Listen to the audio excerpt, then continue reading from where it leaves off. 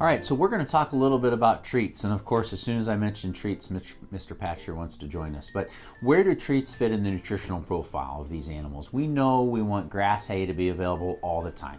Next in line would be our pellets, our uniform pellets. That's going to be providing the key vitamins and minerals we know they need, only fed at the recommended amount, typically going to make up into that 15 to 20, 25% of their total diet. Next in line is going to be our fresh greens. I already talked about those as well. Now, what does that leave us with? First of all, free choice water, a water bottle and a crock always available, and then certainly treats. Now, be honest with yourself. How many human beings or how many rabbits, frankly, nutritionally need treats to survive? Well, the answer is 0. Whether or not you want to admit it is up to you. We know these animals don't need treats to survive. Treats are about you and I. They're about the human-animal bond, and that's certainly an extremely important thing.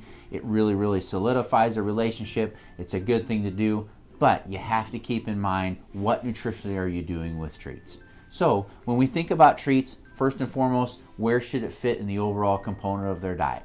A very small amount, easily less than 2 to 3% of their diet, only on an irregular basis, not something we do, in my opinion, every single day. Treats are about enrichment, treats are about solidifying that bond, and again, they're about that little bitty interaction of providing that nutritional benefit, that little tidbit that your munchkin really likes. However, we can't get away from what we know is nutritionally correct for these animals, because unfortunately, within a treat, if we choose a treat that is nutritionally incorrect, something like a yogurt drop, which is a simple sugar, completely inappropriate for a rabbit, 1 or 2 may not necessarily be a big deal, but when they start getting higher quantities of yogurt drops or dried fruits and vegetables, that can cause a nutritional problem with the GI flora, the bacteria that live in their GI tract, extremely quickly.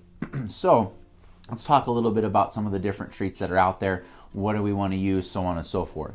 Couple of different options here to really highlight. One of the first ones that I like to talk about is fruits and veggies. Now, we've already talked about greens being a big part of their diet, fresh veggies being down here, and fresh fruits being down here. But fruits can still be a part of their treat category. The take home here is freeze-dried. There are lots and lots of fruits out there that are dried, but unfortunately they tend to use sugar in the drying process. We know with a hindgut fermenter like Mr. Patch, we want to avoid sugars at all costs. So we want to lead towards using fruits that are freeze-dried. Only the natural sugars that occur in the actual plant material, the fruit, are there. We're not adding any chemicals, we're not adding any preservatives, but things like banana treats or strawberry treats, good palatability, the animals enjoy them, they taste really good. Again, solidifies that human-animal bond, but nutritionally, if fed appropriately, are okay. Then we can start to think about ones like a veggie treat. So a veggie treat is a baked treat, so a little bit different manufacturing process, but we're still going to be focused on utilizing a treat that does not contain artificial colors, does not contain artificial flavors, artificial preservatives. Everything within this treat is natural.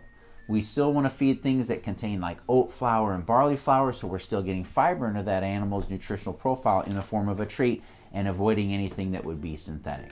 We're pretty excited to announce an addition to our Simple Rewards treat line. We've got 5 new baked treats that, again, nothing synthetic, no artificial preservatives, flavors, everything is completely all natural.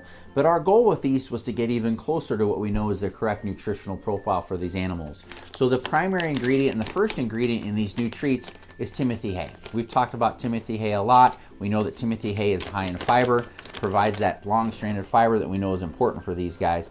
And we also put them in a physical format that makes it easy to hand it to them. But again, Timothy hay is the primary ingredient, and then we selected through a variety of palatability trials with these guys to determine what do they really like.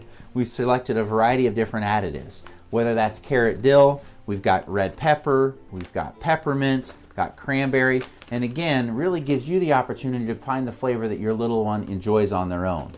So high in fiber, no synthetic ingredients, in a nice physical format that you can offer it to them, and I suspect most of your little ones are going to find these new treats very enjoyable.